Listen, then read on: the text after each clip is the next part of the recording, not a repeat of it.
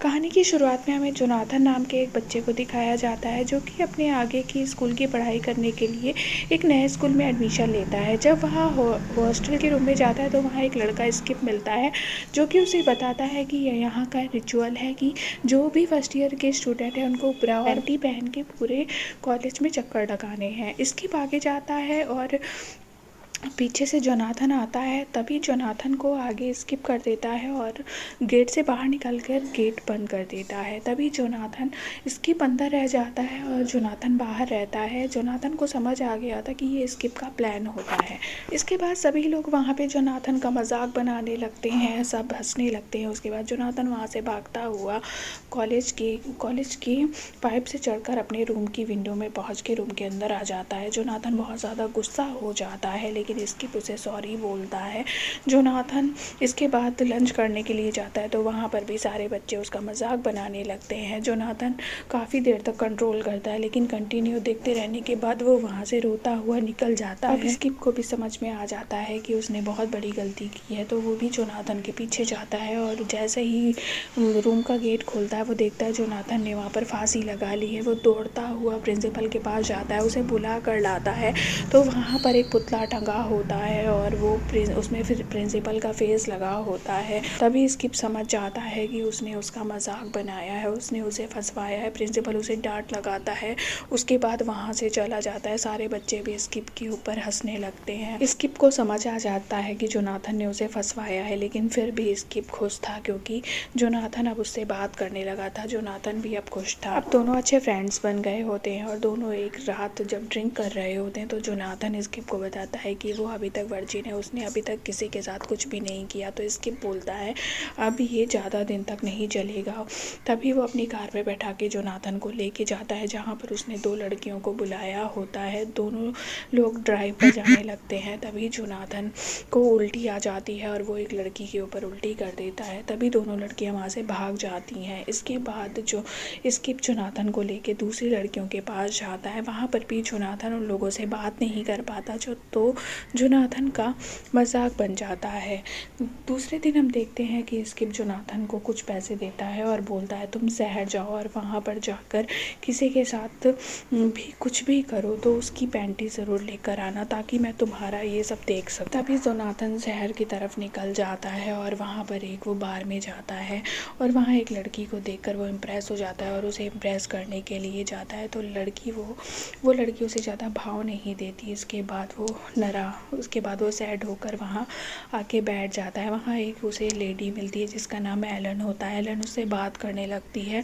इसके बाद दोनों काफ़ी देर तक बातें करते हैं। उसके बाद दोनों लिफ्ट में जाते हैं और वहाँ पर इंटीमेट होने की कोशिश करने लगते हैं लेकिन तभी जोनाथन थोड़ा अनकंफर्टेबल हो जाता है। इसके बाद एलन उसे एक होटल के रूम में लेके जाती है, वहाँ पर दोनों लोग इंटीमेट होने लगते हैं।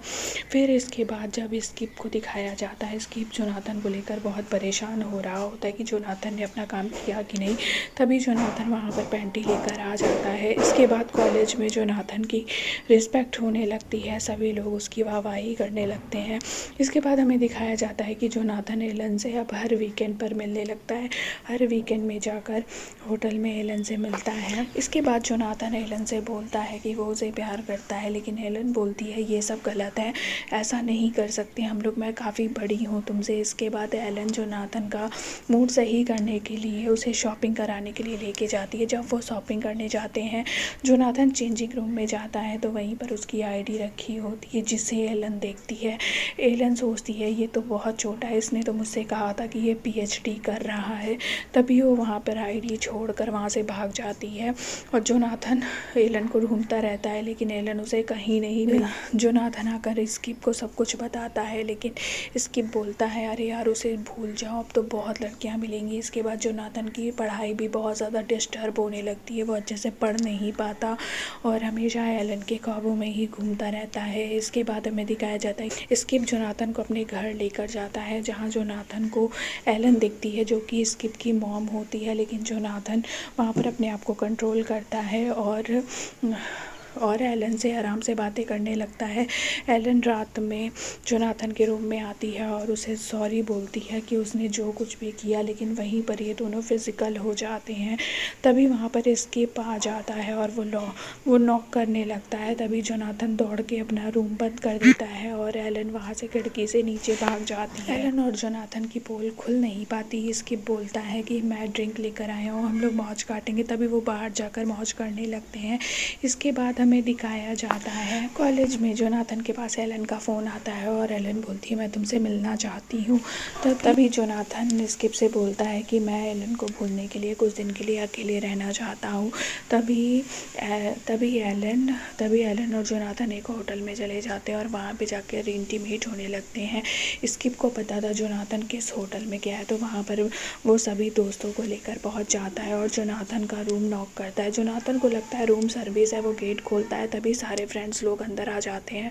स्किप एलन को देख लेता है और वो गुस्से में बाहर निकल जाता है। जोनाथन उसे रोकने के लिए आगे बढ़ता है, लेकिन स्किप चला गया होता है। काफ़ी दिनों के बाद जोनाथन को स्किप कॉलेज में मिलता है। जोनाथन कहता है मुझे नहीं पता था कि वो तुम्हारी मॉम है। स्किप बोलता है जब तुम्हें पता चला वो मेरी मॉम है तब तुमने ये सब क्यों किया।